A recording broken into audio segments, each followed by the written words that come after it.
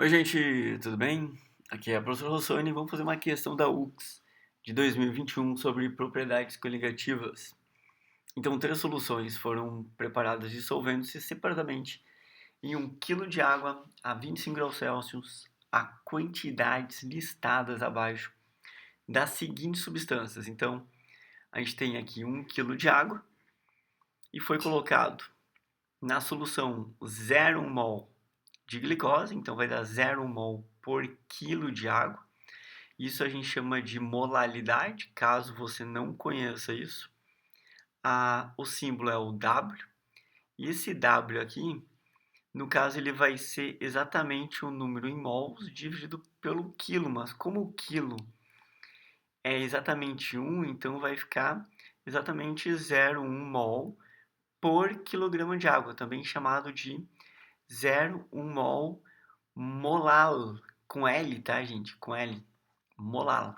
Isso é importante para medir a quantidade de partículas que vai ter na solução, mas repara que a solução 2 também é 0,1, a solução 3 também é 0,1, então a concentração ela seria basicamente a mesma, em molar. Só que o I aqui é diferente, tá? O I é o fator de Van 't Hoff, que nós vamos ter que calcular o I, que é o fator de Van 't Hoff, para conseguir fazer essa questão, né? Senão a gente não consegue fazer a questão. E aí o gráfico ao lado mostra as curvas de pressão de vapor dessas três soluções, né, que é a curva A, B e C. Então nós vamos analisar aqui qual tem maior e menor pressão de vapor e ponto de ebulição também. E a gente vai ter que fazer a interação entre a solução e a curva. Então, vamos fazer o seguinte, ó, se você não sabe nada do que eu estou falando, tá viajando total, é legal você ter uma ideia que essa matéria é propriedades coligativas e toda vez que a gente colocar um soluto na água, por exemplo, açúcar, glicose, sal de cozinha, cloreto de sódio, cloreto de cálcio, se a gente colocar um soluto no solvente, que é a água, a gente muda as propriedades do solvente. Por exemplo, tonoscopia, a gente diminui a pressão de vapor, é o estudo da diminuição da pressão de vapor. Então esse T, tenta lembrar que é a tonoscopia, está associado com diminuição de pressão de vapor. O ponto de ebulição aumenta. Quem estuda isso é a ebulioscopia, que tem um aumento da temperatura de ebulição. O ponto de congelamento diminui. Quem estuda isso é a crioscopia, diminuição da temperatura de congelamento. E ainda tem osmoscopia, que é o estudo do aumento da pressão osmótica. Então a gente vai resumir isso com umas flechinhas para a gente tentar lembrar na hora da prova, tá? Então, se a gente aumentar o número de partículas, que é a molalidade vezes o I, né? A molalidade é o mols lá por quilograma de água, e o I é o fator de Van 't Hoff, que eu já calculo contigo. Então, se eu aumento, ó, o número de partículas, ocorre isso aqui, né? Teco dá. Eu tenho que saber que teco diminui, A aumenta, C, ó, é o D diminui, e o D do O aqui, então, aumenta. Ó, teco dá. Teco diminui, aumenta, diminui, aumenta. Então, pressão de vapor diminui, ponto de ebulição aumenta, ponto de congelamento diminui, pressão osmótica aumenta. Eu tenho que associar com essas flechinhas, tá? Diminui, aumenta, diminui, aumenta. É muito fácil, é só alternar as flechinhas. Então, para cima, para baixo, para cima, para baixo, para cima. Por isso tem que manter essa ordem, tá? Teco, teco, dá, teco, dá. Beleza? Bom, agora vamos calcular o I. O I é o número de partículas em solução. Se a gente pegar a glicose ela é C6H12O6. Ela só tem ligação covalente. Então, quando você colocar ela na água, ela não vai se dividir. Ela vai continuar sendo C6H12O6.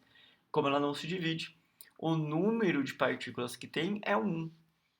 Isso não ocorre, por exemplo, com o cloreto de sódio, né, que é o NaCl. Quando a gente coloca o cloreto de sódio em água, ele é a solução eletrolítica, ele se divide em íons, ele conduz corrente elétrica. Então, tu vai dividir o metal do ametal. Toda vez que eu tiver uma ligação iônica, né, eu vou separar o metal do ametal. E o meu I vai ser 2, quer dizer, o meu fator de Van 't Hoff aqui é 2. Agora, o cloreto de cálcio, como o cálcio é do grupo 2, ele é um íon que é mais 2. E ele vai precisar de 2 cloretos para neutralizar a carga dele. Então a fórmula fica KCl2. Esse Ca aqui e Cl2, eu vou ter que dividir em um cálcio, cátion cálcio, e dois ânions cloreto, que vai originar o fator de Van 't Hoff, que é o I igual a 3. Então, eu preciso usar isso para aplicar nessa questão da UX. Olha só, eu vou trazer os dados aqui que a molaridade de todos é 0,1. O fator de Van 't Hoff da glicose é 1. Do cloreto de sódio é 2. E do cloreto de cálcio é 3. E agora eu aplico nessa formulazinha, né? Nosso truque, né? Então, se eu multiplicar a molaridade vezes o fator de Van 't Hoff, eu tenho o meu número total de partículas, né? A concentração de partículas. Então, se aumenta, diminui pressão de vapor, aumenta o ponto de ebulição, diminui o ponto de congelamento, aumenta a pressão osmótica. Então, eu recomendo usar sempre aquela que tiver maior concentração, né? A maior concentração é 0,1 vezes 3 aqui, que daria 0,3. Então, o cloreto de cálcio, né, que é a nossa solução 3, ele tem maior concentração, ó. Então, o 3 ele tem maior concentração. O que ele vai ter menor?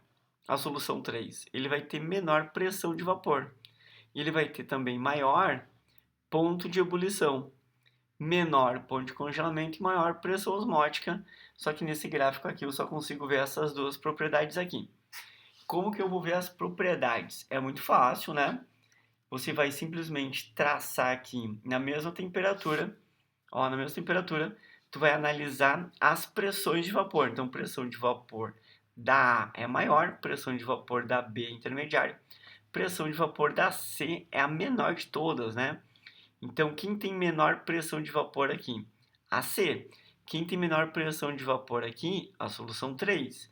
Então, tu tem que associar a C com a solução 3. Então, estou associando a C com a 3, porque ela tem menor pressão de vapor pelo gráfico e pelo nosso cálculo aqui também tem menor pressão de vapor. Então, eu já sei que nossa resposta aqui fica a letra A, que é a única que está associando pressão de vapor, né? Ó, de C com solução 3. Tu também poderia ter visto pelo ponto de ebulição, tá? Para fazer o ponto de ebulição, eu preciso igualar a pressão atmosférica aqui, né? A pressão de vapor. Então, quando a pressão de vapor iguala a pressão atmosférica, eu desço aqui e vejo qual é o ponto de ebulição. Então, o ponto de ebulição aqui da C vai ser o maior ponto de ebulição. Ó, da A aqui, a pressão de vapor igualou a pressão atmosférica numa temperatura menor. Então, ela tem menor ponto de ebulição. Eu quero essa aqui, ó, a que tem maior ponto de ebulição. Quem tem maior ponto de ebulição? A C. Pelo nosso cálculo aqui, quem tem maior ponto de ebulição, né, é a 3. Então, só confirma que, pelo ponto de ebulição, também, né, a C é maior, então 3 maior. Por isso que só confirma que nossa resposta é a letra A. Beleza? Eu vou deixar aqui uns vídeos, cara, que vai te ajudar a entender melhor caso você não entendeu, que fala sobre pressão de vapor e sobre propriedades coligativas. E vou deixar o link também na descrição desse vídeo do Studbook Química na UX, que vai te fazer gabaritar a prova da UX ou chegar muito perto. Então, bons estudos, forte abraço, tchau!